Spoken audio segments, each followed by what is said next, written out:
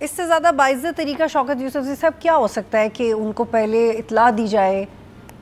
خدا نخواستہ کسی کو دھکے مار کے تو نہیں نکالا، لیکن آپ دس از اے ویری سیریس ایشو. اور کیا طریقہ ہونا چاہیے؟ آپ اناؤنسمنٹ کریں جو ان رجسٹرڈ لوگ ہیں. پہلے حکومت پاکستان ایک بہت عرصے سے کہتی رہی کہ اپنے آپ کو رجسٹرڈ کروائیں. سلمز میں جا کے ٹیمز نے کہا کہ اپنے آپ کو رجسٹر کروائیں، اور جہاں پہ سر آپ عزت دینے کی بات کر رہے ہیں، آپ پاکستان کے بڑے ہاسپٹلز میں جائیں، وہاں پہ باقاعدہ کاؤنٹرز بنے ہوئے ہیں افغان مہاجرین کے لیے.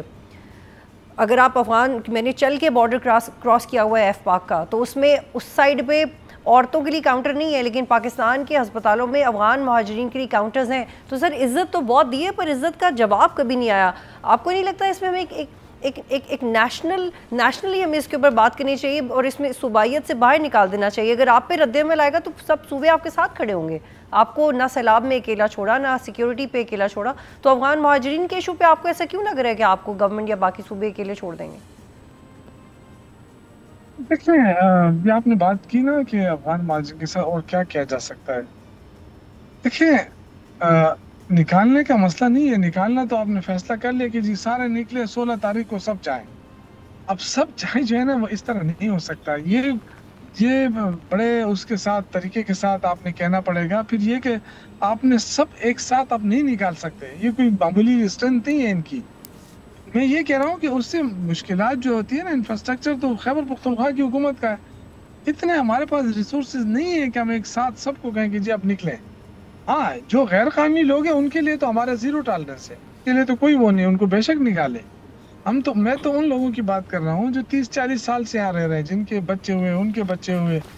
اب ان کو جب آپ نکالیں گے تو آپ طریقہ کار کے مطابق نکالیں، فیصلہ کر لیں کہ ہم نے نکالنا ہے. یوسفزئی صاحب آپ کا جواب آگے، آپ کا جواب آگے. صوبائی حکومت کے ساتھ بیٹھ جائیں، طریقہ کار بنا لیں. پہلے کس ضلع سے لوگوں کو جانا ہے، پھر دوسرے ضلع سے جانا.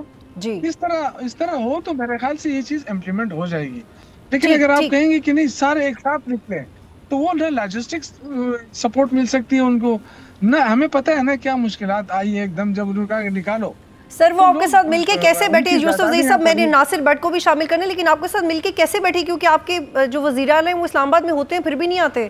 مل کے بیٹھنے کے لیے ایک چھت کے نیچے ہونا چاہیے. کیسے ناصر بٹ صاحب کو یہ فیکٹ ہے. ایک میری بات سنیں یوسفزئی صاحب، میری بات سنیں. کمنٹ نہیں ہے سر، فیکٹ ہے. ایک سیکنڈ دے، میں آپ ذرا جواب دے دوں. جی شوکت یوسفزئی، جی ناصر، میں ایک بات کر لوں. اور پھر آپ کہتے ہیں کہ جی آئے ہم سے بیٹھیں. دیکھیں، میں تو یہی کہہ رہا ہوں نا کہ دھمکیاں نہ دیں. ناصر بٹ صاحب کو شامل کرتے ہیں یوسف، please sir. G Nasir but صاحب. بات یہ ہے، اب ذرا یوسفزئی صاحب میری بات سنیں. آپ بڑے جس طرح ٹی وی بیٹھ کے بڑے پیار سے کہہ رہے ہیں کہ جی وہ ہم آپ کی بات نہیں مانیں گے، آپ ہمیں ڈکٹیشن مت دیں. آپ مجھے بتائیں، جب وزیر اعلیٰ چاروں وزراء اعلیٰ کی جب میٹنگ ہوئی، پی ایم صاحب نے، وفاق نے میٹنگ بلائی، وزیر اعلیٰ نہیں آیا اور اس نے اپنا ایک نمائندہ بھیج دیا. ویسے ہی اس نے یہ شو کیا کہ میں آپ کی بات نہیں سنتا.